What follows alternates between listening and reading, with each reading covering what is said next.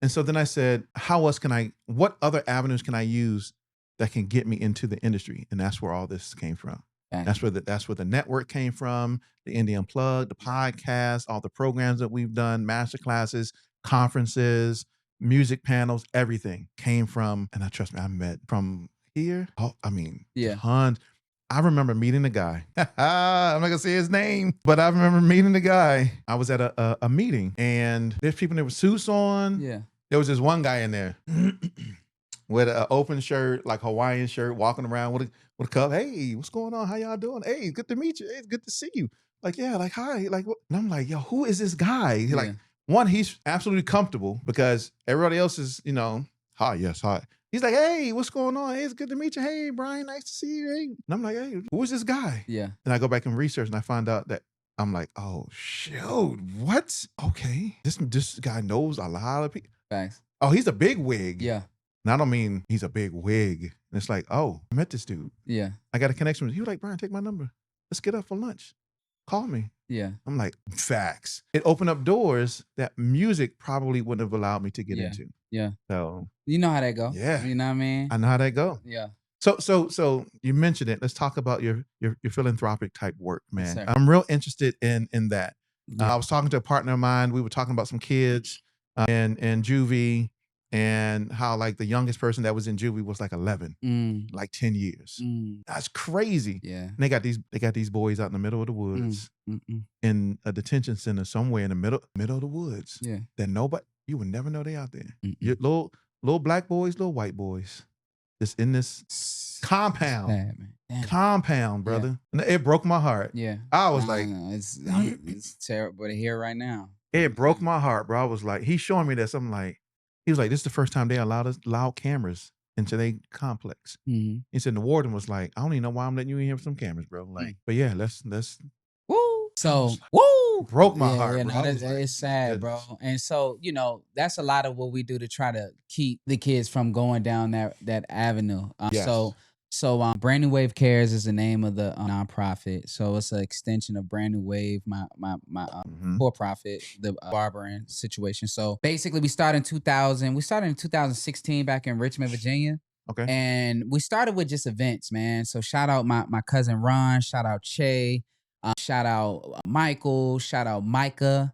Those are like my board members and back in Richmond. And we started just like doing like events and like back to school drives and this other event called RBA Ball for a Cause.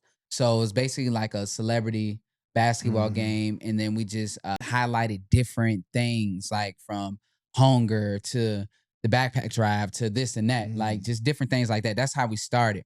And we was doing that out of our pocket for the first year. Then the second year, we got Dominion Power to tap in. That's like our, I know Dominion. Yeah, they so don't. that's like Georgia, Georgia Power? It's like Georgia Power. We had Dominion. Yeah, Dominion. So we got Dominion locked in, and then just other different sponsors and stuff like that. Still, it was just an event. When I moved out here, I got locked in with a principal over at Fickett Elementary because she stayed in my complex, my apartment complex. She saw my truck and she saw what I was doing. She was like, "Oh my gosh, I got some boys over at my school. I would love for you to cut." And so I had started just going myself and cutting them for free. Sometimes she'll throw me a couple dollars. Most of the time it would just be like, on the strength. And I ain't gonna lie, it was one time, because it was like when I first had got out here, where I was like still trying to find like, the money, you know what I mean? And keep things afloat, survive. And I was like, man, like I love doing this, but I would love if she would be able to pay me this time. And I was just like, I was torn, I ain't gonna lie. And I was talking to one of my friends about it, and she was like, this is what you need to do. You need to start a program, and then that's how you'll get the money from, organizations and stuff, sponsors. And then that way you get paid, they get it for free, everybody wins. And then so I took that, and it took like a year, and I put together this program. And after I started putting it out there, like on social, I started to find more people to help out. Shout out to Kayla, shout out to Talana, shout out to all of the barbers and stylists, Easy, Chi, Cho, Akeem Ali. He be tapping in with us. Man, there's so many people. Joy. So many people, man. There's so many people that come and go. Carmen. There's so many people. So we go into the school. This is at Fickett Elementary in South Fulton. And we cut and we braid the kids' hair. It's a 10-month program. It's about looking good, feeling good, and boosting self-esteem. It's called Sponsor Service for a Kid. Love it. We also teach them basic hair care knowledge as well. And as we keep growing this thing into like the middle schools and high schools, I want to also be able to teach them how to cut and give them the trade. Because back in Virginia, my second shop I had on Virginia Union University's campus, that's what we were doing. We were cutting and braiding, but also I had the apprenticeship program, I had the internship program, and we were like teaching people business and also teaching them. You? I'm 35. Yeah. Bruh. My guy is out here.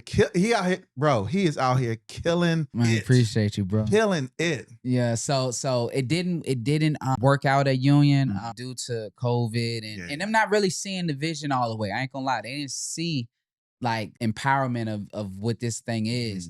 So basically, I want to interject that into this. But right now, on the basic level, we're braiding and we're cutting the hair and just pouring into the mentorship type thing. And we go in once a month, the last Monday of each month, and it's a whole vibe, bro. Like we're seeing these kids like go from not speaking at all to now we're seeing like they're doing cheers and inside of there they conversing with us and just you're seeing their personalities come out. It's a beautiful thing. We also, do evaluations so that from the beginning and at the end, so we can see like their, their progress.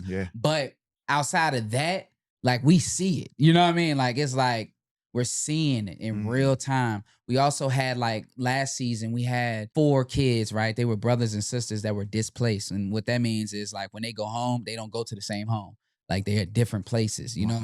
And so when they come into our space. But they're related. They're related, right? Yeah, but, siblings. Stuff going on at home. Right. So when they come to our spot, like they're able to kick it. They're able to see their brother and sister. Like, and this is something we even think, we didn't think of when we put this thing together. We were just thinking of the haircuts and hairstyles because we're saving the families money. We're giving them, they're boosting their confidence and things of that nature. So like, it's a dope, it's been dope, bro. And right now, we're just looking for more sponsors and trying to get more grants and things of that nature so that we can grow this thing. I want to take it back to Virginia as well. And it's been great, man. I'm grateful for Principal Grant over at South Fulton because, man, she's an amazing principal, bro. They love her there. She's like really hands-on, really cares. You know what I mean? And man, they got, bro, so we cut within their game room. So their game room, imagine like, it's bigger than, it's a big game room, but like how you got all your stuff laid out, it's like Xboxes, PS5. Oh yeah, it's like that over there. Yeah, bro. Yes. But a whole bunch of these. But a whole bunch of yes, bro. Like so what I'm trying to get at is like she finds the money, you know what I mean, from the sponsors and stuff, because it still is hard for her.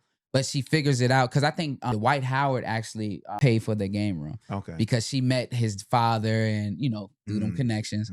But basically she really like, they're like a forward. They like so ahead of the game, a lot of than a lot of the schools in Atlanta, public schools. But she gave us like the space to really get this thing going because it's like, it's like a, beginning stages. You feel me? Like, because it's the first school we're doing. And we're just working in unison with partners, and it's been great, bro. So we're almost done with the second season.